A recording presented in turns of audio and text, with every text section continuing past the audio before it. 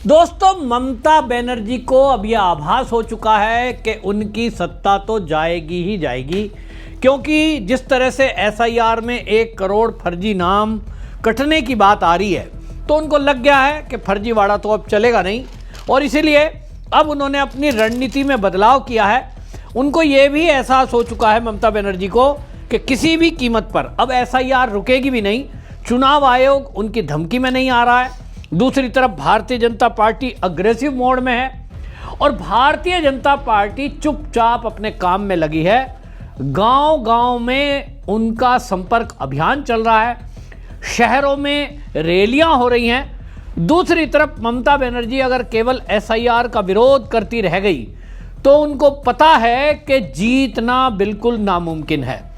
और इसलिए ममता बनर्जी ने अपनी रणनीति में बदलाव करते हुए अपने कार्यकर्ता, विधायक और मंत्रियों को अब यह आदेश दिया है कि आप पूरी तरह से मैदान में उतरिए और धुआंधार प्रचार करिए, क्योंकि एसआईआर तो रुक नहीं रहा है। बीजेपी अपना प्रचार कर रही है। बीजेपी के साथ आरएसएस के कार्यकर्ता भी गांव-गांव में संपर्क कर रहे हैं और वो पूरी की पूरी तैयारी में है कि कैसे घर घर पहुंचा जाए। दूसरी तरफ टीएमसी केवल दोषारोपण कर रही है और उस दोषारोपण का जो रिजल्ट है वो कुछ भी सामने नहीं आते हुए देख अब ममता बनर्जी ने अपनी रैली करने का तय किया है। और सबसे पहले शुरुआत ये कर रही हैं उन एरिया से जो मुस्लिम बहुल एरिया हैं, मालदा, मुर्शिदाबाद और वहाँ कूच बिहार जैसे एरिया में 3 अगस्त, 4 अगस्त या अक्टूबर, दिसंबर पूरा निकल गया यूं ही। तो अब उन्होंने दिसंबर में तय किया है कि दिसंबर में धुआंधार रैलियां की जाएंगी। ममता बनर्जी ने सारे विधायक और मंत्रियों को आदेश दिया है कि वो मैदान में उतरकर लोगों से संपर्क करें। और जो उन्होंने पहले एसआईआर के बारे में बोल दिया था लोगों को कि एसआईआर ये नहीं है, ये तो एनआरसी है, लोगों को बाहर निकाल दिया जाएगा, मोदी बाहर कर देंगे, तो अभी वो डर करके जो घुसपैठिए जितने भी भागे हैं, ममता बनर्जी का दाव उल्टा पड़ गया। और इसीलिए अब उल्टे तरीके से, यानी उसको सीधे तरीके से समझाने के लिए उन्होंने अपने विधायक और मंत्रियों को कहा है कि कम से कम उन एरिया में जाएं। अब ये मुझे समझ में आ रहा है, ये ऑफिशियली तो खबर नहीं है, लेकिन जो इनकी रैलियों का जो क्षेत्र है उससे पता लग रहा है कि उन एरिया में रैलियां पहले करना तय किया गया है जहां घुसपैठियों के होने की संभावना है। और टीएमसी के लोग अब समझाने में लगे हैं कि देखो जी, ये जो एनआरसी है ये एनआरसी नहीं है, ये तो एसआईआर है, इसमें आपकी नागरिकता नहीं जाएगी, केवल वोट देने का अधिकार जा रहा है और इसलिए भागने की ज़रूरत नहीं है। लेकिन वो कहते हैं कि जब तर्कस से तीर निकल गया तो फिर वो वापस नहीं आता। तो लोग जो भाग चुके हैं, गांव के गांव खाली हैं, अब वो वापस नहीं आएंगे और अब किसी भी कीमत पर ममता बनर्जी का जीतना संभव नहीं है। लेकिन हाँ, ममता बनर्जी ने अब पूरी रणनीति में बदलाव किया है।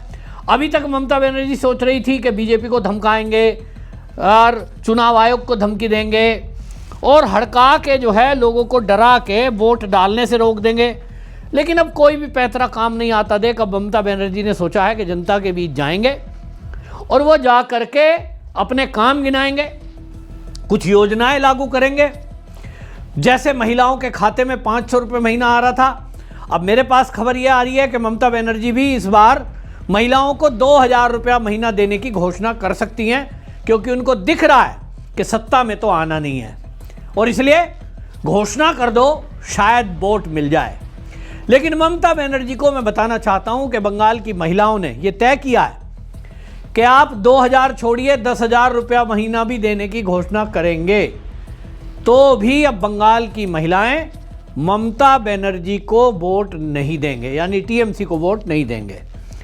क्यों? क्योंकि वहां जिस तरह की गुंडागर्दी हो रही है, रोजगार है नहीं, भ्रष्टाचार चरम पर है, पुलिस व्यवस्था ध्वस्त है।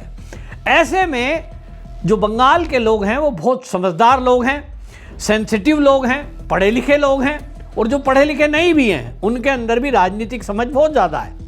जिस तरह से हमने बिहार में देखा, बिहार के बारे में कहा जा रहा था कि भाई वहाँ गरीब लोग हैं, अनपढ़ लोग हैं, लेकिन उनका निर्णय क्या हुआ?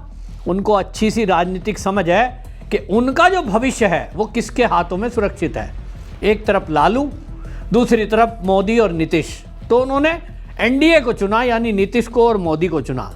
ठीक इसी तरह बंगाल में एक तरफ ममता बनर्जी है और दूसरी तरफ उन्हें मोदी दिखाई दे रहा है, क्योंकि वहाँ भी मोदी के नाम पर ही चुनाव होना है। आप देखेंगे मोदी एक आइकॉन बन चुके हैं, एक विश्वास बन चुके हैं, और जितने भी चुनाव जहीं भी किसी राज्य में होते हैं आप देखते हैं कि वहाँ मोदी के नाम पे ही लोग वोट देते हैं। मोदी की गारंटी और उसकी गारंटी पूरा होने की गारंटी, ये जो शब्द है ये लोगों को अब याद हो गया है। और इसके कारण बंगाल में अगर लोग देख रहे हैं कि एक तरफ ममता बनर्जी जहाँ भर्तियों का घोटाला, टोलाबाजी, कटमनी, गुंडागर्दी और घुसपैठ ये बड़ा मुद्दा है, दूसरी तरफ मोदी की योजनाएं, मोदी की योजनाओं का लाभ बंगाल में भी मिल रहा है। लेकिन हालात ये है कि जो फर्जी लोग हैं, घुसपैठिए फर्जी, वो अपने प्रमाण पत्र बनवाकर सरकार की, केंद्र सरकार से मिलने वाली सुविधाओं का लाभ ले रहे हैं। जो बंगाल सरकार है यानी ममता सरकार है, उनके भी जो लाभ की योजनाएं हैं उसका लाभ भी ये घुसपैठिए ले रहे हैं। ऐसा कुछ मामला खुलासा हुआ है, और ऐसे मामले में खुलासा जब हो रहा है तो बंगाल की जनता में गुस्सा है। बंगाल की जनता का कहना है कि भाई टैक्स तो हम दे रहे हैं, हमारे टैक्स के पैसे से यदि देश में घुसपैठिए सरकारी आवास ले रहे हैं, मकान, तो भाई ये तो हमारा नुकसान है। टैक्स तो दे रहे हैं हम और आवास की सुविधा ले रहे हैं बांग्लादेशी और रोहिंग्या। अंशुल सक्सेना नाम के एक एक्स पर यूज़र हैं, राष्ट्रवादी हैं, उन्होंने एक एक्स पे पोस्ट किया है। उन्होंने एक उदाहरण दिया, दस्तावेज उन्होंने पोस्ट किए हैं फ़ोटो के साथ। उन्होंने लिखा कि नरगिस अख्तर करीब 15 साल पहले बांग्लादेश से भारत आई थी। उन्होंने अपनी पहचान बदलकर निर्मला देवी अपना नाम रख लिया। वोटर कार्ड, आधार कार्ड, यहाँ तक कि राशन कार्ड जैसे आईडी भी निर्मला देवी के नाम से बनवाई। उन्होंने एक भारतीय व्यक्ति से शादी भी की। उत्तर प्रदेश के एटीएस ने अब उन्हें लखनऊ से गिरफ्तार किया है। उनके पति ने दावा किया कि उन्होंने नहीं पता कि निर्मला ही नरगिस अख्तर है और गैर कानूनी बांग्लादेशी है। ये बता रहे हैं कि किस तरह से जो सरकार की सुविधा लेने के लिए वो नाम बदलते हैं, उससे किस तरह से ये घपले घोटाले हो रहे हैं। और इसी वजह से आप देखिए कि फर्जी आईडी ले लेकर ये जो है लोग मकान ले जा रहे हैं। तो एक हमारा आपका टैक्स का पैसा किस तरह से घुसपैठिए उसका इस्तेमाल कर रहे हैं, ये एक बड़ा उदाहरण सामने आया है। तो लोगों के अंदर बंगाल के गुस्सा है। और इसीलिए आपको बता दूं कि वेस्ट बंगाल में ख़ास तौर पे ये जो है लोग घुसपैठिए जो हैं उनको पता लग गया है कि बंगाल की जनता अब जागरूक हो गई है और उनके विरुद्ध काफ़ी गुस्सा है। तो वो भाग खड़े हो रहे हैं, क्योंकि उनको पता है लोग अब सत्ता बदलने के बाद उनकी गिरफ्तारी तय है, डिटेंशन सेंटर में जाएंगे। वेस्ट बंगाल का मध्यम ग्राम जहां है, वहां 100 कांगलू परिवार रहते थे। एसआईआर के दौरान वो सब के सब गायब हो गए हैं। गांव एक भूतिया कस्बे में बदल गया है, ऐसा ओसियन जैन अपने एक एक्स पोस्ट पर लिख रही हैं।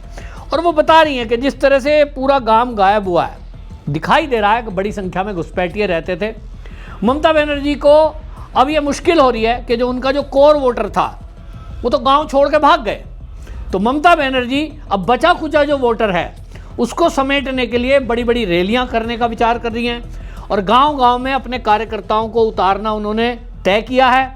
तो अब अगले सप्ताह से ये कार्यक्रम शुरू हो रहा है और जगह जगह रैलियां की जाएंगी, गांव-गांव संपर्क किया जाएगा। ममता बनर्जी खुद मैदान में उतर रही हैं और टीएमसी के लोग अब लोगों को समझाएंगे कि वो गाँव छोड़कर ना जाएँ, घर छोड़कर ना जाएँ। उनका वोट भी बनवाने की पूरी कोशिश की जा रही है टीएमसी की तरफ से। दूसरी तरफ बीएलओ आत्महत्या, ये जो मुद्दा है पूरी तरह फर्जी है। और बीजेपी का कहना है कि वो जो प्रदर्शन कर रहे हैं चुनाव आयोग कार्यालय के बाहर, वो सब के सब टीएमसी के कार्यकर्ता हैं। बीएलओ को उकसाया जा रहा है, प्रेशर दिया जा रहा है टीएमसी की तरफ से और खुद ही मुद्दा बना रहे हैं जो उल्टा ममता बनर्जी के ही गले की फांस बनने वाला है। ममता बनर्जी की हर चाल नाकाम होती दिखाई दे रही है। ममता बनर्जी सत्ता से बाहर जाती हुई दिखाई दे रही है। आपकी क्या राय है कमेंट में जरूर लिखें, वीडियो शेयर करें। वंदे मातरम।